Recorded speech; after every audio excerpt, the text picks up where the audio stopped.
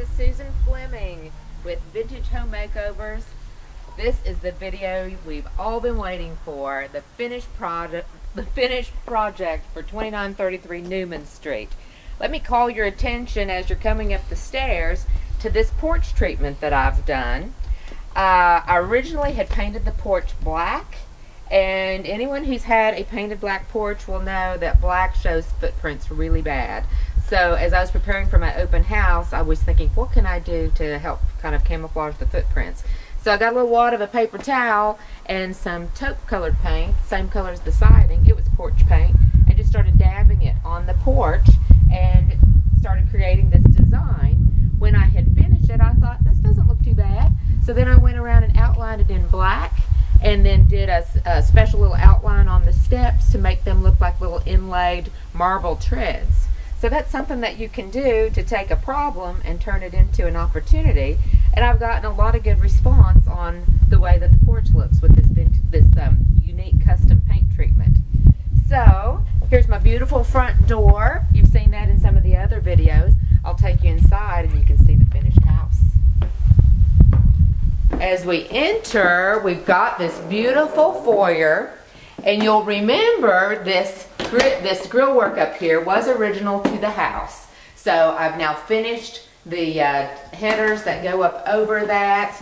I did a stain treatment on the door to make it match the original woodwork. And so we've got new hardwood floors over top of the original floors, because the original pine floors were not in very good shape, and we had some big holes where, remember, we took out the fireplace walls, we took out the chimney from the roof line down to the basement. So we had a giant hole here, we had a big hole here for the floor furnace, so we decided to just cover it all with new hardwood.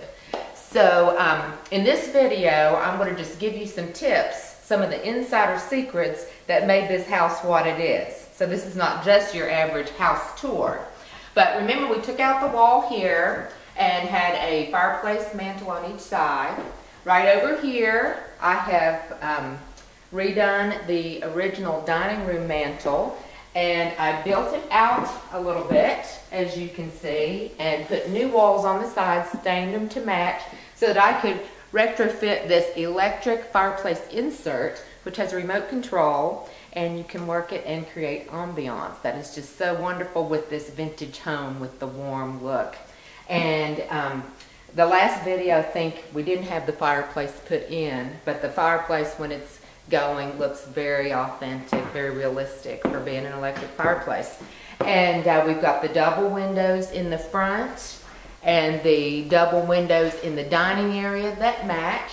I redid the headers, and some of the headers were not quite wide enough, so I did have to piece some headers together, but the carpenter was able to piece them in such a way that you couldn't tell unless you were really looking for it.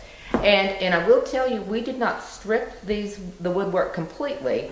We just cleaned it up really well, and then put a stain on top of that, and then polyurethane on top of that. Because the reason I didn't strip it completely is I wanted to maintain the feel of the old house. You know how old houses have that old patina and the darker wood, so I wanted to maintain that. Some of this, as you saw in a previous video, some of the wood is new, but I tried to make it match, so hopefully you can't even tell. Now we're going to move back here. This is the living dining area, all one big room. We had a wall here where we had the old porch. Remember, we took that out. We rebuilt this whole wing here. This is only 6 feet out and 2 stories. It was originally 1 story, and by putting the 2nd story in, we've got a master closet and a master bathroom. So we've got a lot more space in just a small footprint. So this house, as one of the visitors to my open house told me, this house really lives large, and that was my goal. You don't have to have a huge house to live large, but you need to have open spaces and great sight lines. Another feature I want to point out while we're on this end is, remember I showed you in a previous video the faux wood treatment that I did on the white steel doors. So this matches the original woodwork, and that turned out really nice. And over here, we've got the white doors from that you can get from Lowe's or Home Depot. I did the faux wood treatment on that, my little glass knobs. And we've got the half bath in here with the ceramic tile floor, the Hobby Lobby mirror, and the lighting that I've pieced together from various collections that I've done from my different projects. We'll swing over here to the kitchen, and you'll note we've got headers over where we took the wall out in the kitchen, and we've got a header in where we added the back porch also. The kitchen turned out beautifully. We supplied the stainless appliances. We've got the granite looking countertop. It's not real granite, it's Formica, but everybody that comes in has to touch it to know that it's not real. I think it turned out beautifully. And I've got a story on my little cabinet here. In every house you're going to have mistakes that happen. And what happened here was I waited about 6 weeks to get my kitchen in, and they forgot to include my 9-inch cabinet that went here. So I could either order a cabinet, wait 6 more weeks, which I didn't have time for. So they had a spare cabinet that was a miscellaneous cabinet that they sold me for $10. I took that cabinet apart and built it back to create this cookbook shelf. So we just had to take it apart, and it really turned out to be a blessing because in these old houses, often the walls are not square, and they weren't in this house.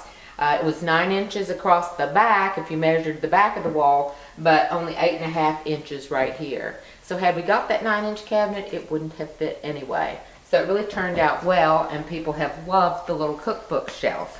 And I'll show you what I did with the other piece from that cabinet that I made the cookbook shelf out of. On the front of my island, it was really plain, and so I put the door to that cabinet as a medallion on the front of the island to give it a special look. So I'll have Ben pan down here, and you can see how plain the island would have been if it didn't have this raised panel there. And that's just the cabinet door from that $10 cabinet.